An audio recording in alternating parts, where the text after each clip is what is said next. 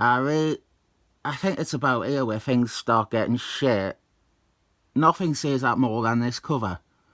This is Captain America 404. Error 404. This cover is bad for a few reasons. Artistically, it feels like a first pass. Something that maybe would be improved during the art process. But it wasn't. And now it is the cover.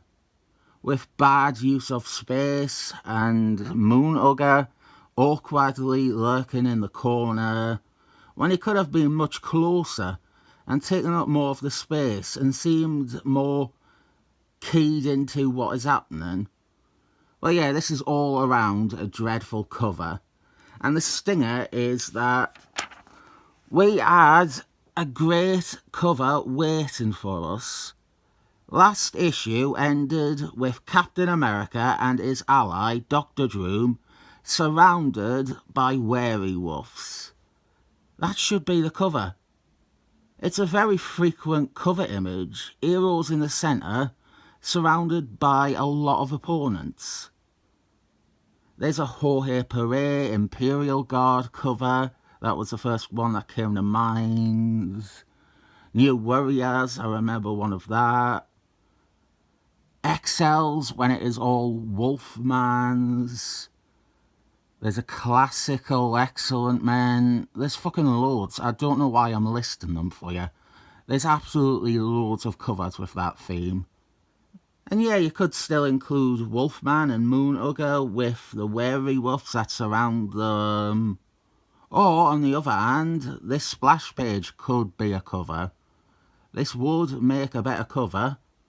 It wouldn't make a great cover, but it'd be better than what we have. It is a decent splash page, though.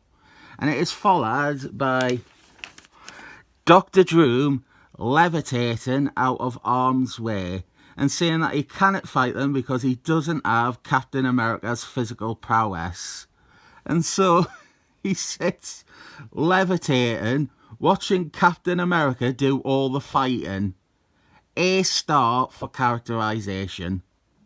I know opinions on Dr. Doom range from he's awful to he's amazing because he's awful. Well, this to me is the character that is most amazing because he's not committing any irredeemable acts. He's simply not committing to many acts at all. Something like Secret Defenders goes too far with him being an arsehole, and that is in part due to the bad writer for that. But then at the other end, we have Citizen Kronos, which actually was coming out around the same time as this, where Dr. Doom, the attempts to redeem him were so unearned but prevalent. Basically, the recipe for a workable Dr. Doom is in this story, I think. The entire reason that he is only helping Captain America for selfish reasons is my own reason, but it works because rather than being an ugly arsehole, Dr. Doom is being lazy and bored and doing the bare minimum to maintain the idea that he is doing a team-up with Captain America. Here, Dr. Doom uses his powers to make the werewolves think Captain America has disappeared. He could have done this at any point last issue. And then we cut away. Sade experiments with Wolfman. She tries to transform him into a wolf man. More mysterious teasing of our arch villain here. I thought it was this one that revealed him, but I was wrong. I'm not sure who this werewolf that is with Moonhugger is meant to be. It would seem to be treated like it is someone we should know, but I don't think it is. Werewolf at 8 was my first guess.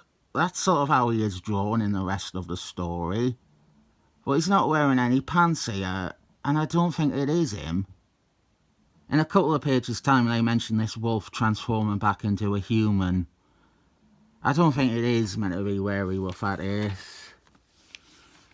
We have even more cryptic hinting towards our big bad. Although Moonhugger outright calls them by name here, so some readers might have got it early. This is also setting up some dissension in the ranks. Moonhugger is being chewed out by his master. Daytime comes and the werewolves transform back into regular humans. And we have our wonderfully shit fight with Wolfman. A frenzied, drugged, wolf-like Wolfman. And there is Sade wearing that mask I mentioned yesterday. She only ever wears it for a few panels. Ever. So our big centerpiece for this issue is Captain America versus Wolfman. No matter what the conditions are, it is always boring. Captain America versus Wolfman. It's never anything but boring. Not helping matters is that the writer of this already wrote a pretty definitive edition of this matchup a few years earlier. And believe it or not, Capwolf does not improve upon that. Wolfman's inclusion in this story, in general, is one of its biggest problems. He has no reason to be here.